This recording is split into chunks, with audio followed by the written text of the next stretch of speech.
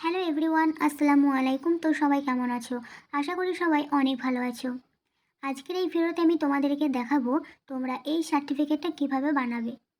ঠিক আছে, অনেকেই আমাকে এটা বলেছো যে আপু এই সার্টিফিকেটটা কিভাবে বানানো যায়, কিভাবে বানানো যায়। তো সেই জন্য আজকে এই ভিডিওটা করা।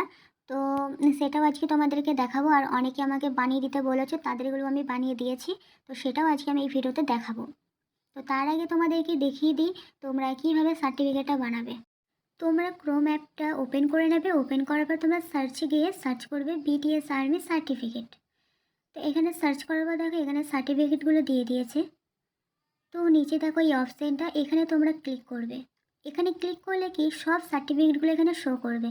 তো তোমরা এখান থেকে ওই সার্টিফিকেটটা খুঁজতে হবে তোমাদেরকে। ঠিক আছে, তোমাদেরকে ওই সার্টিফিকেট আগে খুঁজতে হবে কোথায় আছে, তারপরে ওটাকে স্ক্রিনশট মারতে হবে।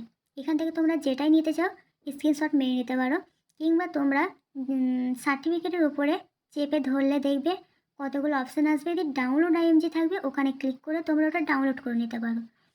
তো তোমরা যদি এত কিছু না করতে চাও, তাহলে আমি আমার এই ভিডিওতে একটা ফ্রেশ সার্টিফিকেট আমি দিয়ে দিচ্ছি, সেটা তোমরা এখান থেকে স্ক্রিনশট নিয়ে নেবে।